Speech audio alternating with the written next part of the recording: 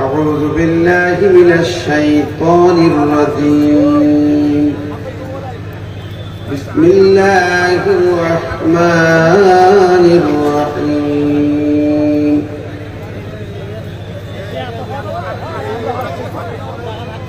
إن الذين يؤذون الله ورسوله لعنهم الله في الدنيا والآخرة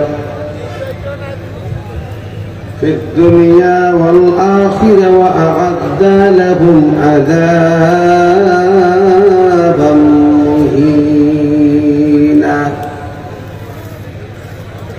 إن الله وملائكته يصلون على النبي يا أيها الذين آمنوا صلوا عليه وسلموا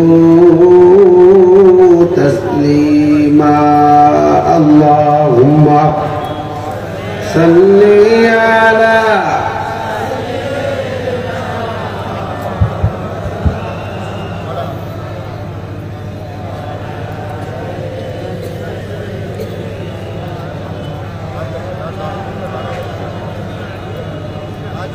আমরা দেখছি মাঠে আসলে এবছর তো উপরে সিলিং নাই, যে কারণে এলোমেলো মনে হচ্ছে।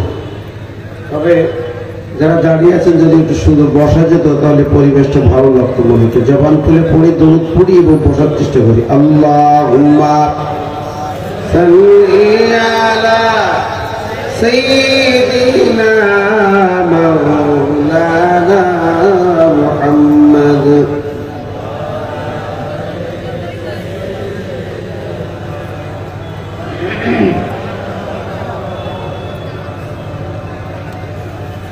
রসূল তুমি যে আমার হৃদয় বাগের বুলবুল, তোমার সুরে নিবিড় ছোঁয়ায় তাই তো হয়েছি ব্যাকুল, হৃদয় বাগের বুলবুল। আল্লাহুম্মা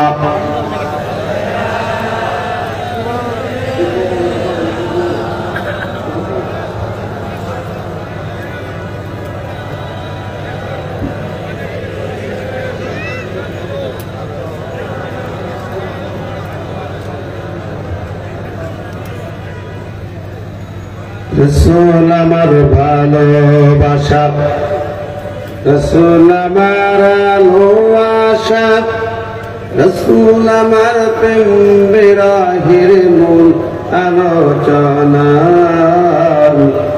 রসূল আমার কাজে কর্মে অনুপ্রেরণা। আল্লাহুম্মা সাল্লি আলা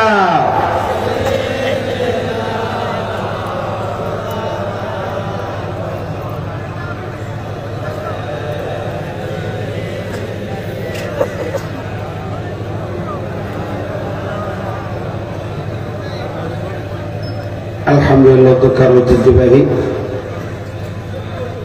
সাতক্ষীরার সখীপুর কলেজ মাঠে খান বাহাদুর আহসানুল্লাহ কলেজ ময়দানে আয়োজিত 20তম বার্ষিক ঐতিহাসিক তাফসীরুল কুরআন মাহফিলের সম্মানিত শ্রদ্ধা ভাজন সভাপতি, সখীপুর ইউনিয়ন পরিষদের সাবেক চেয়ারম্যান, আপনাদের জন্য প্রিয় জননেতা, ইসলামী আন্দোলন নির্ভীক মাজলুম সেনাপতি জনাব মোহতারাম আলহাজ মঈনুদ্দিন ময়না ভাই, বহুদিন পরে আবার এই মঞ্চে ভাইকে পেয়ে আমরা আসতে পেরে আল্লাহর শুকর আদায় করছি।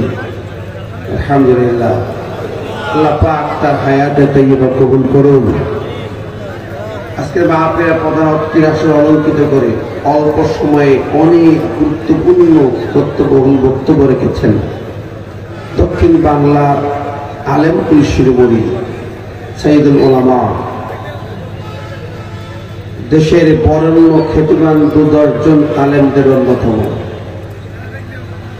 হাফেজে কোরআন, মুহাদ্দিস, মুফতি, মুফাসসির আল্লামা রবিউল বাশার সাহেব। আল্লাহ পাক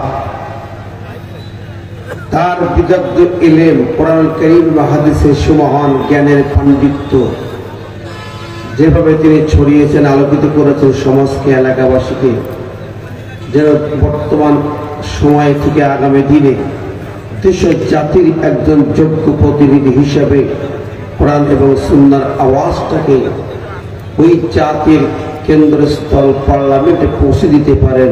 আমরা বলি আমিন।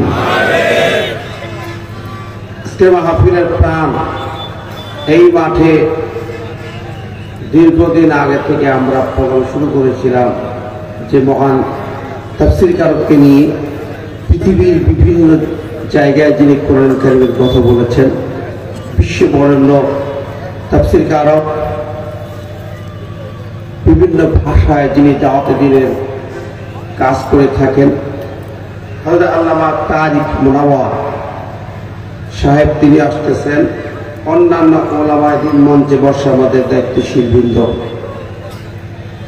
সামনে বসা মুরব্বীজন, সুদীজন, যুবক ভাইরা, ছোট কচিকাচারা, পর্দার আড়ায় থাকা মা ও বোনেরা, সবাইকে জানাই আন্তরিক সালাম ও শুভেচ্ছা। আসসালামু আলাইকুম রাহমাতুল্লাহ। কোটি কোটি প্রশংসার সূত্রে সেই মহান মাহবুবের দরবারে যিনি একান্ত মেহরবানি করে দীর্ঘদিন পর এই মাঠে একসাথে তারিক ভাই এবং আমি আবার আসার সুযোগ পেয়েছি। কি বলেন, ঠিক না?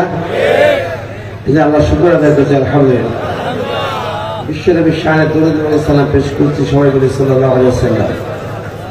আত্মার মাগফিরাত কামনা করছি সেই সকল পীর মর্দে মুজাহিদদের যাদের আত্মত্যাগ, রক্তদান, জীবনের কুরবানি এই জাতিকে ফিরআউন, আবু জাহেলের মতো জগদ্দল পাথরের হাত থেকে মুক্তি দিয়েছে। সেই বীর শহীদ আবু সাইদ মুক্ত সহ সবার জন্য আমরা দোয়া করি, আল্লাহ পাক তাদের শাহাদাত কবুল করুক। আমরা বলি আমিন। সম্মানিত ভাইরা, সর্বশেষ এই মাঠে একটি মাহফিল করে গেছিলাম, আমি ছিলাম সেদিন, তারিক ভাই ছিলেন না, বৃষ্টি মাথায়। কি বলেন, তাই না? আপনার ত্রিবল মাথায় দিয়ে বলেছিলেন যে যাবো না, কত দিন। আমার খুব মনে পড়ে লাস্ট ওই কথাটা। আলহামদুলিল্লাহ, আমরা এই মাঠে কোরআন কারীমের কথা বলতাম, তাফসীর করতাম, মাঝখানে আমাদেরকে আসতে দেওয়া হয়নি, তাফসীর করতে দেওয়া হয়নি।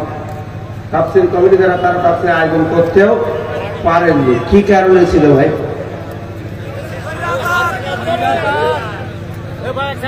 ওরা বাধা দিত, ঠিক আছে, ঠিক, ওরা বাধা দিত। এটা ওদের চরিত্র ছিল, এটা ওদের মূল চরিত্র, কোরআনের মাহফিলে বাধা দেয়া, ঠিক আছে, ঠিক। তারা এখন যারা বাধা দিতেন, করতে দেন নাই, বিভিন্ন ভাবে আল্লাহর কালামের বিপক্ষে অবস্থান নিয়েছেন। মাহফিলে বাধা, কোরআনের আইনে কানুনে বাধা। আজকে তারা কি ভালো আছেন? ও ভাইরা, বন্ধুরা, যারা সরাসরি আল্লাহর কালামের আলোচনার মজলিসগুলোকে ভেঙে দেয়, বন্ধ করে দেয়, কোরআন কারীমের বর্ণনা অনুযায়ী দেখা যায় তারা হলো আবু জাহেলের বংশধর, ঠিক না? ঠিক। কোরআন তো তাই বলে, ওয়াকাল আল্লাযীনা কাফারু লা তাসমাউ লিহাযাল কুরআন ওয়ালগাউ ফীহি লাআল্লাকুম তাগলিবুন। আল্লাহ পাক বলেন, আবু জাহেলরা, ওদের চেলা চামুন্ডারা মিলে ওরা ঘোষণা করেছিল মক্কাতে, লা তাসমাউ, সিগায় নেহি নেহি সিগা, মানে 100% জারি করলো, তোমরা কোরআন শুনতে যাবে না। কোরআনের মাহফিল যেখানে হবে হইচই হট্টগোল করে তা বন্ধ করে দাও। এই কাজটা তারা করত। সম্মানিত ভাইরা, এই কাজটা তারা যে করেছে, ওরা করতো আবু জাহেলদার। আমাদের দেশে আবু জাহেলের অনুসারী, তাদের একান্ত সহচর যারা, তারাও সেই একই কাজ করতো, ঠিক না? ঠিক। সম্মানিত হাজিরিন,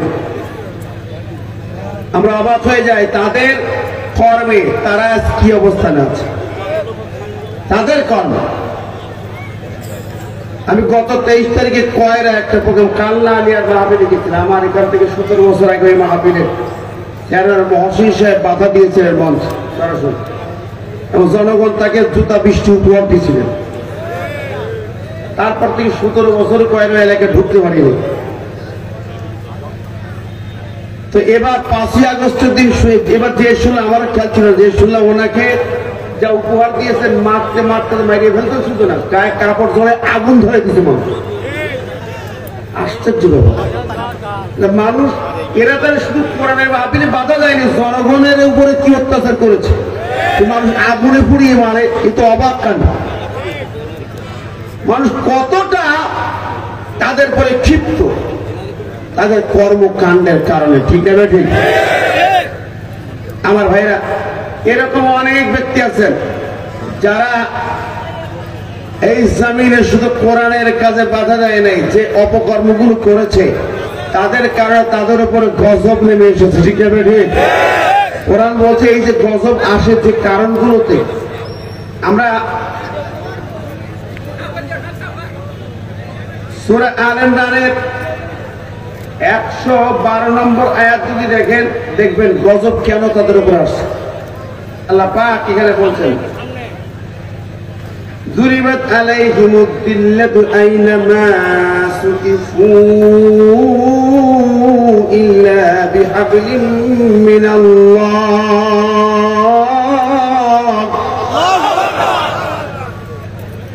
আল্লাহ তাদের উপরে যে জিল্লাত, লাঞ্ছনা, গঞ্জনা, গজব আসলো, এই গজবটা এখন তাদের উপরে এসেছে। আইনা মা সুকিফু, ওরা যেখানেই থাকুক, যেখানেই পালাক, গজবের হাত থেকে রেহাই পাবে। আল্লাহ পাক বলছে। শুধু তাই না, আল্লাহ বললেন ওই আয়াতেই পরের কথা, ওয়াবাউ বিগযাবিন মিনাল্লাহ, গজব তাদের চারিপাশ থেকে ঘিরে ধরেছে।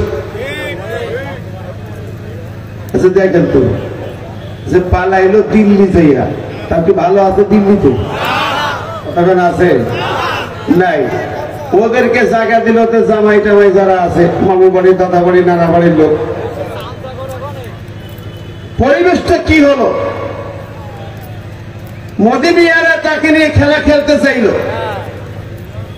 বেশ খেলতে চাইল, কিন্তু না, পারল না। আলু পেঁয়াজ দেবে না, বাংলাদেশ নিল না, পুঁছে গেল, রাস্তায় ফেলে দিল, ঠিক না? ঠিক। রাস্তায় ব্যবসায়ীরা মিছিল করে আলু পেঁয়াজের জন্য, হাসপাতালে ডাক্তার রুগীরা মিছিল করে, রুগী নাই, হাসপাতাল বন্ধ। বন্ধুরা আমার, ভাইরা আমার, এটা শেষ না। সর্বশেষ যেটা দাঁড়িয়েছে, ওদের একজন এমপি পার্লামেন্টে ওখানে বলেছেন, মোদি মিয়া তোমার দিদিকে তালাক দিয়ে দেশে ফিরাই দাও। তার কি বলবে?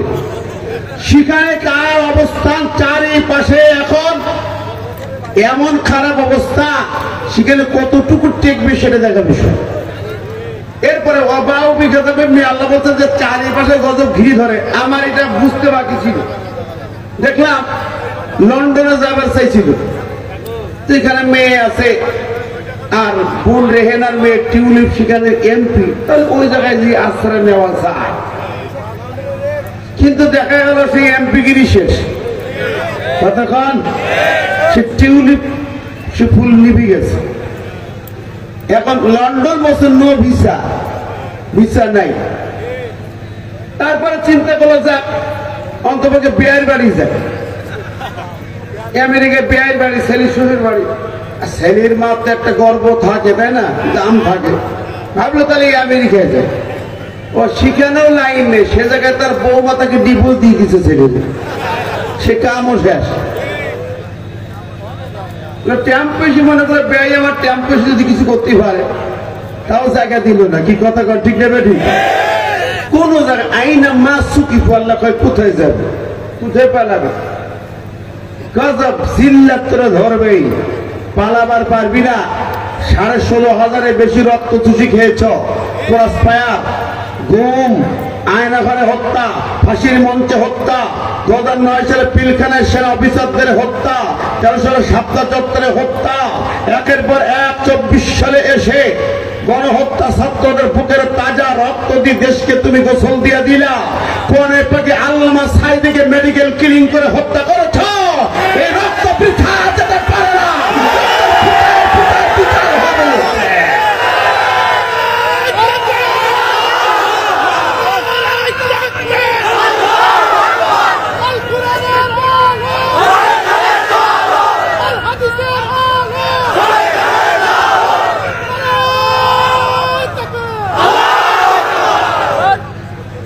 সম্মানিত ভাই, এখানে একটি কথা বলে যেতে হবে। এই আয়াত যেটা বলছিলাম যে আসলে তাদের যে গজব যদি আসে, আমার ভাইরা মা বোনদের দৃষ্টি আকর্ষণ করছি, মায়েরা যারা এসেছেন, মহিলাদের জন্য বসে চাপ বেশি হয়ে গেছে, বসতে অসুবিধা হলে ডান পাশে প্রফেসর, কার বাড়ি?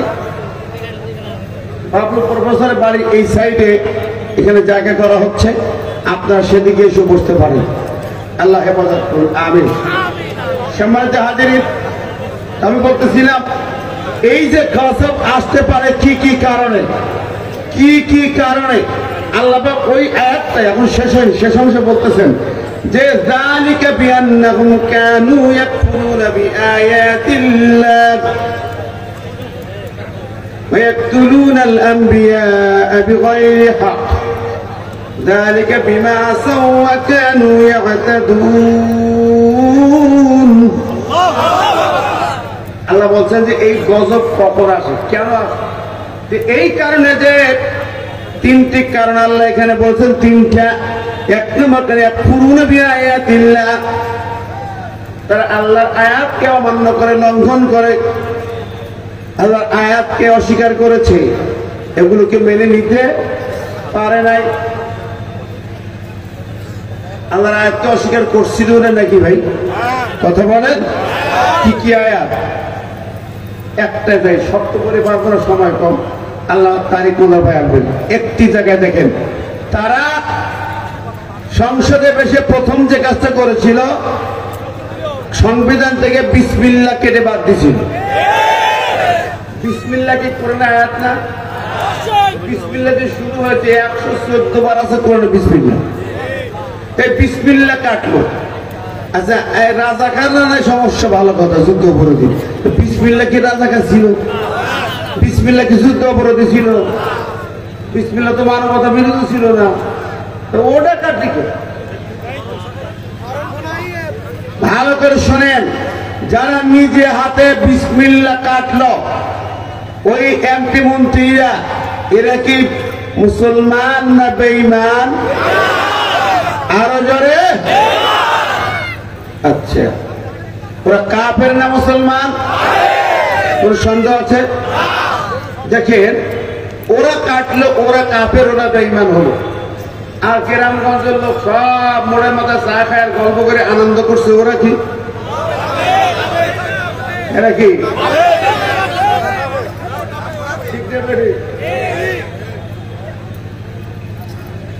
আপনারা ভেবে দেখেন নাই, মনে করেন আমি তো মসজিদ বানাইছি, মাদ্রাসা বানাইছি, এতিমখানা বানাইছি, তসবিহ তাহলিল করি, হজ করি, মিয়া আবু জেহেল প্রতিবার হজ করছে, ঠিক না বেঠে? যারা ওই বিসমিল্লাহ কাটাওয়ালাদেরকে সাপোর্ট করেছে, বিসমিল্লাহ যারা কেটেছে, ওদেরকে ভোট দিয়ে সাপোর্ট করে ওখানে পাঠিয়েছে, তারা কেটে যে অপরাধী, এরা সাপোর্ট করছে একই অপরাধী। কথা বলেন, তোমার ইমান কোথায়? কিসের ইমান খোঁজো? রমজান আসলো, লোকের ইফতার খাইতে দিলে তুমি জান্নাতে ঢুকে যাবা? মুফতি মুহাদ্দিস জমির পাশে সে বলে গেছেন, এটা কিন্তু খাওয়ান দাওয়ানের মাস, রমজান কোরআন নাযিলের মাস, রমজান কোরআন তালিমের মাস, রমজান কোরআন প্রতিষ্ঠার মাস, কায়েমের মাস। 10ই রমজান মক্কা বিজয় হয়, 17ই রমজান প্রথম বদরের যুদ্ধ হয়, শুনছেন না একটু আগে? তাহলে সেই জায়গায় তোমরা যারা কোরআনুল কারীমের পক্ষে কথা বলছে, আল্লাহর আইন চাই, সত্যকে শাসন চাই স্লোগান দিয়েছে, তাদেরকে ধরে ধরে ফাঁসির মঞ্চে ঝুলিয়েছ, ফাঁসির মঞ্চে ঝুলিয়েছ তাদেরকে। যে নির্যাতন দিয়েছ, আল্লাহ পাক দ্বিতীয় পয়েন্টে বলেছে, 1 নম্বর কোরআনুল কারীমের আয়াতকে অস্বীকার করে, অমান্য করে, লঙ্ঘন করে। দ্বিতীয়, ইয়াকতুলুনা, তারা হত্যা করে নবীদেরকে। এই সূরা 21 নম্বরে বলা হয়েছে, ওয়ায়াকতুলুনাল্লাযীনা ইয়া'মুরুনা বিল কিসতি মিনান নাস, আর ওরা তাদেরকেও হত্যা করে যারা ন্যায় নীতি প্রতিষ্ঠার কথা বলে, যারা আল কোরআনের আইন সৎ প্রকার শাসন প্রতিষ্ঠার জন্য কথা বলে, তাদেরকেও ওরা হত্যা করেছে, ঠিক না? ঠিক। শহীদ নিজামী ভাইকে বানাইছে ধর্ষণকারী, খুনি, নাউজুবিল্লাহ। যেই মানুষটি চেহারার দিকে তাকাইলে আমরা তো আমি নিজে আমার অনুভূতি আমি ব্যক্ত করতাম অনেক আগে, ওনার খেদমত জীবনে সময় দিয়েছি, তো দেখেছি তাকে যেভাবে দেখেছি। আমরা হাদিস পড়ি, সাহাবীতে তো জীবনে দেখি নেই। সাহাবী চরিত্রে একটা মানুষকে যদি পেতে হয় তাহলে দেখা তো সুযোগ হয়ে থাকে, সে আল্লামা শহীদ মতিউর রহমান নিজামী সাহেবকে দেখেছে।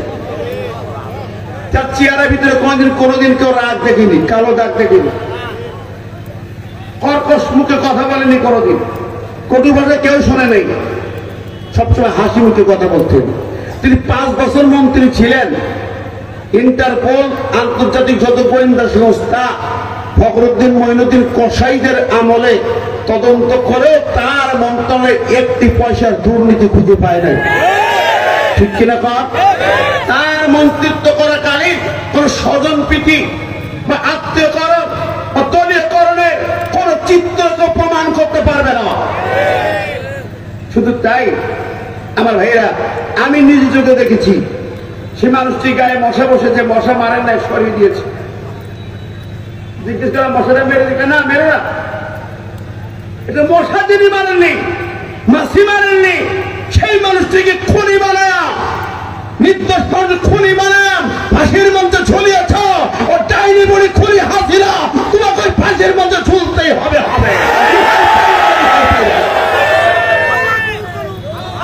আমরা তাদের এই ফাঁসির প্রতিশোধে কিসাস ফাঁসি দেখতে চাই। কারা কারা তুই হাত তুলে রাখাই দত্ত।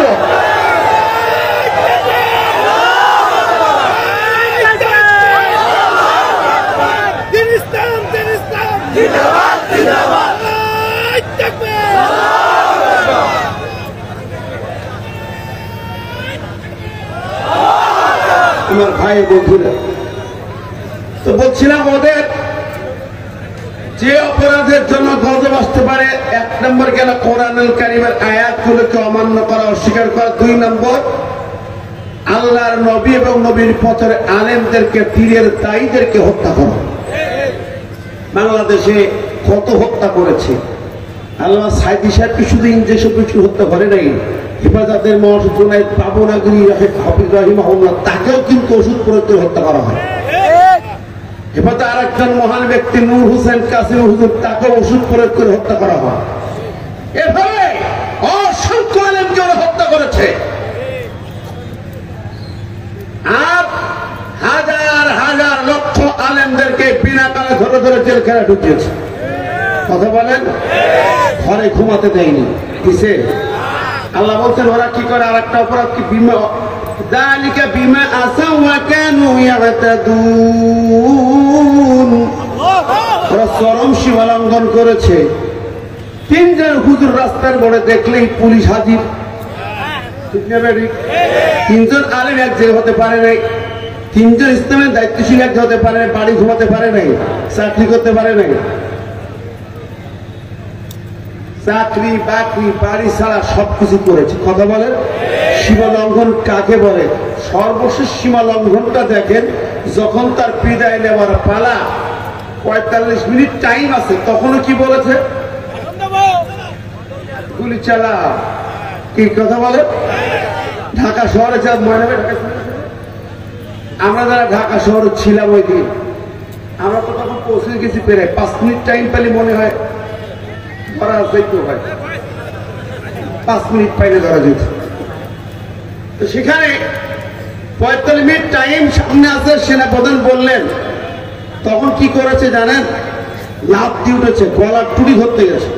তরুণের সেনাপ্রধান বলেছে, আমার আপনজন গুলি চালা। কত গুলি? লক্ষ লক্ষ লাশ পড়বে, লক্ষ লক্ষ জনতা, কোটি জনতা। টিভি অন করে গোয়েন্দা বিভাগ রিপোর্ট দেখেন, যাত্রাবাড়ি থেকে, উত্তরা থেকে, মিরপুর থেকে, মোহাম্মদপুর থেকে, শাহবাগ থেকে আসতেছে 45 মিনিট টাইম লাগবে এই জায়গায় পৌঁছাতে। এই লক্ষ লক্ষ কোটি বীর জনতার মোকাবেলা করা সম্ভব না। লক্ষ লক্ষ লাশ পড়বে, লক্ষ লক্ষ লাশ চাই, লাশ চাই, তখন লাশ চাই। বলে কি কর, লাশ পড়লে পুরি ফুরিয়ে যাবে, মানুষ পুরাবে না, সম্ভব না। ভাই বন্ধুরে, শেষ মুহূর্ত যিনি লক্ষ লক্ষ লাশ নিতে চায়, এটা কি মানুষ না জন্তু জানোয়ার? ধরে বলেন ঠিক না ঠিক? দেখেন আমি মিলায় দেখছি যে আবু জেহেল যখন বিদায় হয়, আবু জেহেল যখন বিদায় হয় সেই সময়টার কথা মনে পড়ে। বদর যুদ্ধ শেষ, 70 জন ওদের মারা গেছে। নবীজি বলছেন ইবনে মাসউদ দেখো তো আবু জেহেলের দশা কি। ইবনে মাসউদ গেলেন, তরবারি নিয়ে 70টা কাফেরের লাশ পড়ে আছে, একটা একটা করে খুঁচায়, মরা মরা মরা। 70 নম্বরে একটা লাশ নড়ে উঠেছে, নড়াচড়া করে।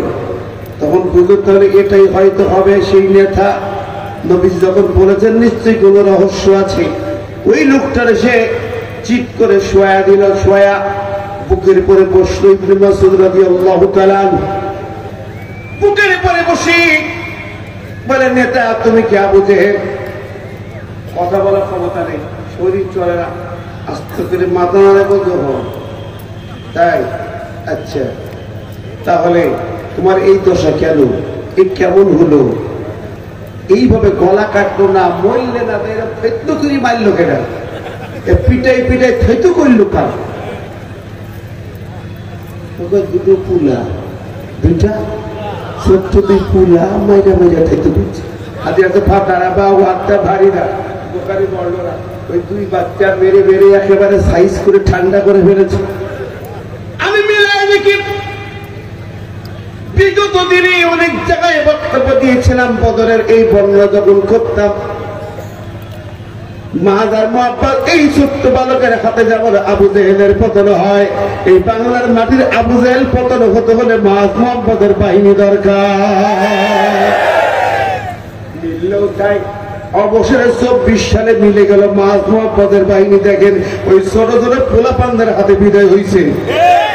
এখন তারা বড় বড় নেতা হয়ে রাজনৈতিক হয়ে বড় বড় বক্তব্য দেন, আসলে মুরব্বীরা কিছুই করতে পারি নাই। ঠিক না বেটি? নেতারা কিছুই করতে পারে, আমাদের মতো হুজুররা একেবারে পানি ভান্তা কোনো কাম করতে পারি নাই।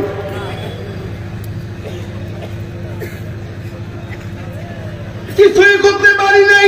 ওই ছোট্ট সেই বাচ্চারা, ওই মাস মোহাম্মদের বন্ধুরা, উত্তরসূরি যারা, সেই ছাত্র জনতার হাতে এসে ধরা খেল। ঠিক না বেটি? আর একটা মিল দেখে, মাস মোহাম্মদ আবু জেহেলকে মেরেছিল তরবারি দিয়ে না, তীর ধনুক দিয়ে না, লাঠি দিয়ে, খেজুরের ডাল দিয়েছিল তার মা লাঠি বানায়া, ওই লাঠি দিয়ে পিটাইছে। এখানে দেখেন যে ছাত্ররা আন্দোলন করেছে, হাতে কি রাইফেল ছিল, পিস্তল ছিল, কোন মেশিন গান ছিল, কি ছিল? ওই দেখেন সেই লাঠি, সেই বদরের লাঠি দিয়া, সেই বদর আমরা শুনলাম যে বদর যুদ্ধের হাতিয়ার গর্জে ওঠো আর একবার। ওরে ভাই, সেই বদর যুদ্ধের লাঠি নামের হাতিয়ার দিয়া আর বদর যুদ্ধ সে পিচ্চি সৈনিক দিয়েই আবু জেহেলের বাচ্চা বিদায় হয়েছে। আমার ভাই দেখেন, আমি যে কথাটা বলছিলাম এবার, আবু জেহেলের বুকের পরে ইবনে মাসউদ বসেছে। নেতা তোমার তো এই হালাতে, এখন তবে গলাটা শুধু তরবারি দিয়ে একটা পোজ দিলে কেটে নিয়ে যাব। তুই ঠিক? আমি আর কেউ নই, আমি ইবনে মাসউদ। এই দেখো আমার কানটা ছিঁড়া। মক্কাতুল মুকাররমায় যেদিন সূরাতুর রহমান নাজিল হয়, আমি সূরা রহমান তেলাওয়াত করলাম কাবার সামনে। তুমি আবু জেহেল আমার কান ধরে একটা টান দিয়া এই কানের লতি ছিঁড়া দিছিল। এই দেখো ছিঁড়া, দেখতে পাও? আমি সেই ইবনে মাসউদ তোমার জমের জম বুকের পরে বসেছি। জোরে বলেন সুবহানাল্লাহ। তাই আচ্ছা, এখন তোমার তো গলা কাটুন, কাটটা দেবে, কিন্তু তুমি নেতা তো, আমি একটা অপশন তোমারে দিই। তুমি একটা বার যদি তুমি কালেমা পড়ো, তাহলে আমি গলা কাটবো না, ছাড়া দিব। নেতা ভাই কি কালেমা রে? কি কালেমা? কই পড়ো, লা ইলাহা ইল্লাল্লাহ,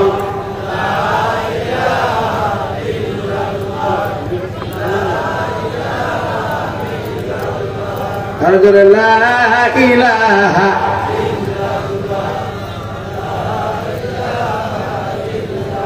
লা ইলাহা ইল্লাল্লাহ মুহাম্মাদুর রাসূলুল্লাহ। আমার ভাই বন্ধুরা, ওই বেচারা কি বললো জানে?